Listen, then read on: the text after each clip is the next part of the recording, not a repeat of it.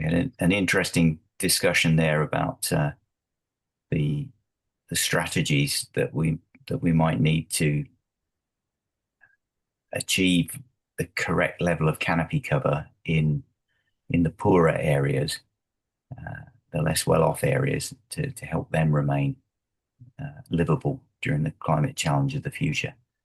Um, Nigel, you've asked in the chat, do I mind if you make a counterpoint? Make your counterpoint, and then let's see what people think. I'm the campaigns lead for Coed Cadw, the Wood and Trust in Wales. We've managed to get into Plaid's manifesto and the Green Party's manifesto, that priority for re-greening more socially deprived urban areas first. That's quite a significant change considering that quite often industrial areas, more polluted areas, more socially deprived areas are the very places that are suffering that heat island effect. And so for those manifestos to be promising to be regreening those areas, I think is a significant step. And where you're seeing environmental justice as social justice. So I think tree equity is a good leverage for increasing green infrastructure in a socially just way. Yeah, I'm not disagreeing with that. I'm not disagreeing with that at all. But what I'm saying is how you get that put in. And it's what we see with when trees become political gain. I don't like to use the word greenwashing. It's no different to London. The mayor of London said he's going to plant 1 million trees. They planted 600,000, and they don't even know how many of those trees are still growing today. It shouldn't go on tree planting targets. It should go on tree establishment. And that's something I think we're missing massively. And in the political circles, they just want, we're going to plant X amount of number of trees, whereas that budget's fine, but it's okay to get it into political policies. And I'm always fighting with DEFRA to get more trees into policy, but that's fine. But if there is the funding to not only plant that tree, to establish that tree and to maintain that tree until it establishes. So otherwise, there's no benefit of it. And that's the biggest problem we have. And that's why I always talk about policy, because I don't like to go into the political side of things because it is just used as a way to get more votes. And it's always about big planting targets and not actually about tree establishment and establishing canopy. I think we have a whole nother webinar on that. But just to say, if we have our urban tree canopy cover assessment here in Wales, and that really does show that the poorer areas are generally linked with a lack of canopy, Yeah, unless you you see the include same some in of the big coniferous forests on the outskirts of some of the deprived valleys communities. same in London. Like all our all our more deprived areas of London are sparse of canopy, and that's because of how the estates were built with big tower blocks. The the the the buildings are all crammed into a smaller space to make them economically viable, because it was done under local authority housing back then, or council housing, and that's why they're deprived areas. And yes, they are the worst hit, and that's probably where some of the most amounts of death occur, and also the mental health issues. And it's just not just going on planting targets; it's going on actual tree establishment that we need, and that's where the investment needs to go, not just sticking them in the ground and forgetting about them. Amen to that. Christine has got a question. Christine, would you like to unmute yourself and ask your question to Kevin? Oh, hi. Yeah, hi. It's really, really interesting chat. This is maybe I'm going a little bit off topic, but what I wanted to say is any kind of research being done with ecologists about if you change tree species in an area, what Hmm. actually happens to biodiversity and nature and the Yeah, character of that area? yeah, we're already working on that. So we're working on what the potential biodiversity, the potential impact of biodiversity, both gain and loss.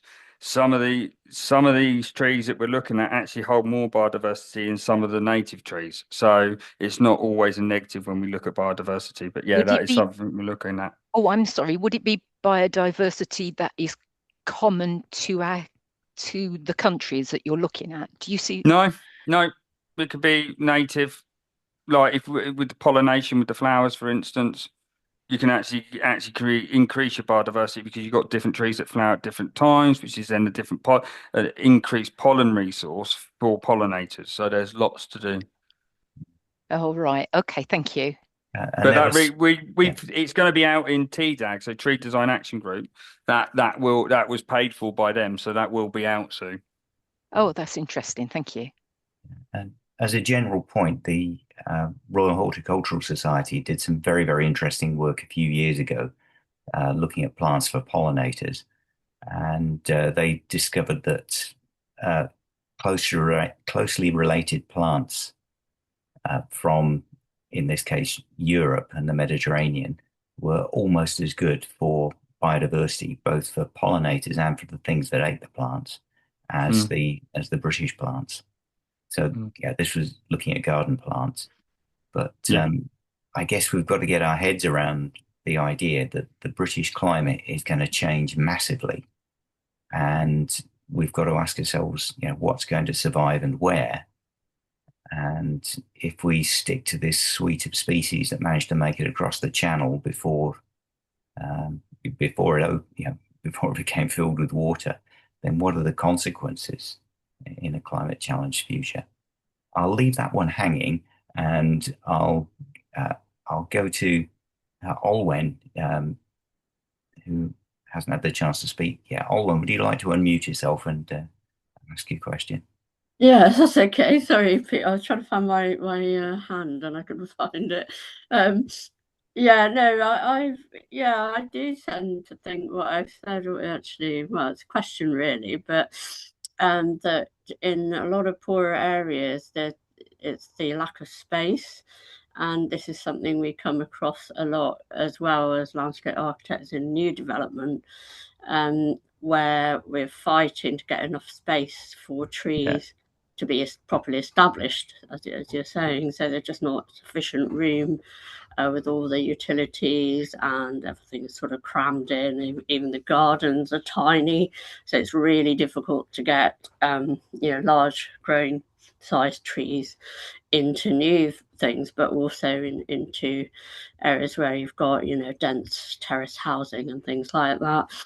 So that is obviously quite a controversial thing for a community where you might be suggesting actually that some buildings need to go, or that a lot of car parking uh, has to be removed if you're going to ever get any sufficient tree canopy in. Yeah, just throwing that out there really. Yeah, no, we got the same. So I've been asked to look at Regent Street and the Oxford Street projects in London. Exactly the same thing. So they're looking at pedestrianising them to get more green in the grey. But that's probably the biggest problem we have. And I always talk about it. We need a cultural shift to understand why we need green infrastructure and why it's going to be so important. And it's trying to bring society along the journey to understand why we have to make those hard decisions. And it's really difficult because everyone wants an easy life. Everyone wants to be able to move around by car or by bus easily because we are naturally, as a species, quite lazy. So these are the problems that we're seeing, and that's probably, I always talk about, that's probably the biggest hurdle we have to try to unpick is how we build, how do we change culture and society to accept that we need more space for green infrastructure because we're so Yeah. used to doing what we want. Yes, and I was just thinking about you're talking about Cambridge actually, which is where I hail from originally, and there's the guided bus scheme there. I don't know if you know about that. That goes into the city centre. So on the outside in the rural area, it's running on an old railway line, Yeah. and then it goes onto the road as a guided bus. But the scheme, obviously, they're trying to fit in the guided bus, still have cars and bike lanes, uh, and what's had to go, the trees. Uh, so they are planting new trees, but yeah, it's very much a concern because it is a pretty green city, really. Um, that again, they're going to be too small. They're going to not survive for long enough. certainly a concern of mine. Yeah. Yeah, I think this is time to pay homage to Catalonia. If you look at the superblock system in Barcelona, that was Yeah. the city was, or part of the city was redeveloped to these large housing blocks, which they've now aggregated into superblocks. And within the blocks, vehicular transport is severely restricted, and they've gone over to greening, uh, mainly for climate management. There's also a big green roofs movement in Barcelona, cubiertos Yeah. verdes, pienso. And so it'd be well worth looking at their experience. But of course, they're being forced in that direction a lot earlier than we are because of the impact of climate change, and also more recently of the immense floods which have been happening further down to Valencia, Andalusia.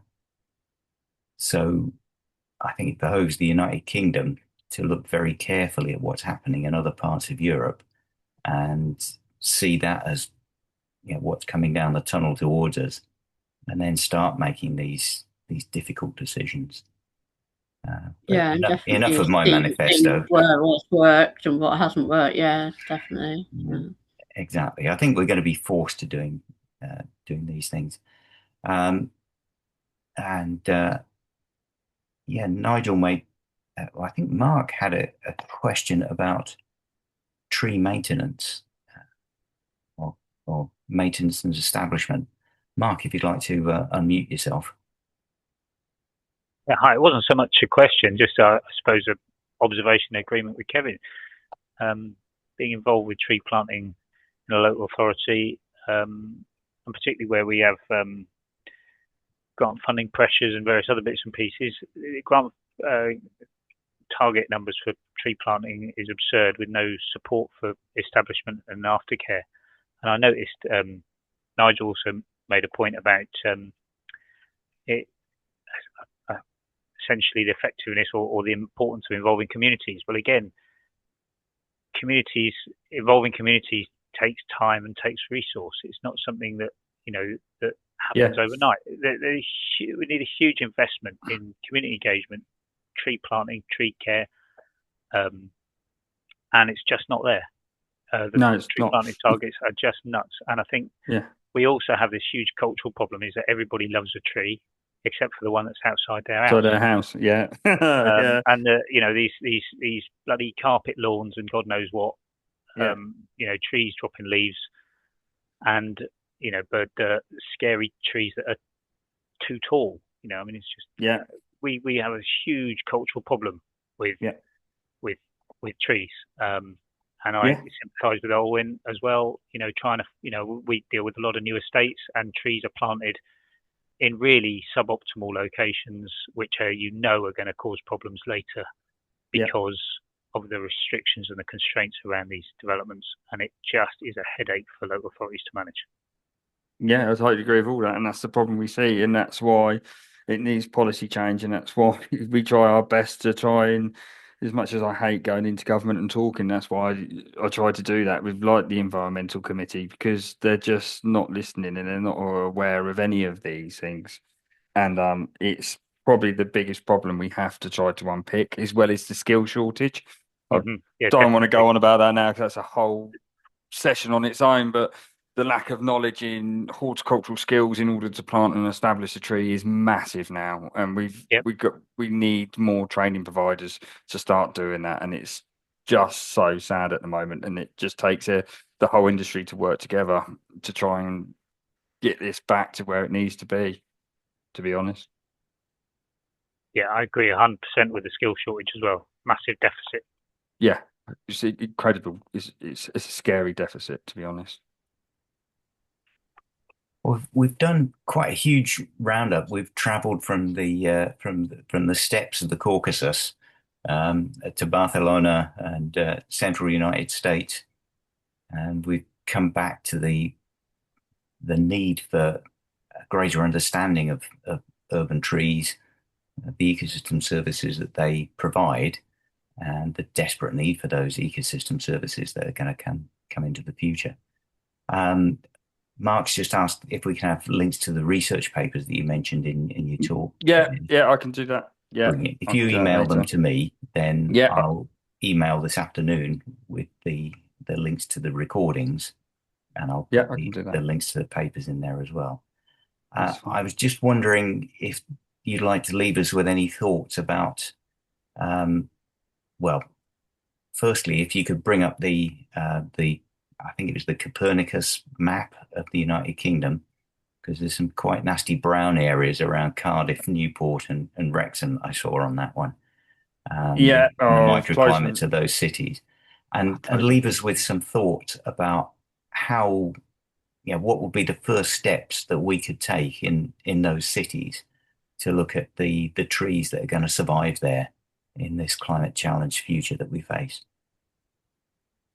yeah, the thing that we need to do is to try and get our establishment better. If we can just focus on that one thing in the next decade, next couple of decades, is just to make sure we work really hard on plant establishment, thinking about the soil, thinking about the space for the tree, and start thinking about the function. And that's something I dearly do try getting across. Think about the function of that tree and what you want that tree to provide, rather than just what that tree looks like, and just put pressure on policymakers. It's on establishment and not planting. Just keep banging on and banging that drum. It's all about tree establishment, and it's not about just planting trees. And I think if we can keep along with that message as an industry, hopefully pressure from the ground up, and we can force change at governmental level. Yeah. Well, unless anybody has got any further questions, I'm going to release Kevin as I promised, after first saying thank you so much for that That's all right. absolutely fascinating but terrifying presentation and for your wholehearted participation in our discussions today. Thank you so much, Thank you. Kevin.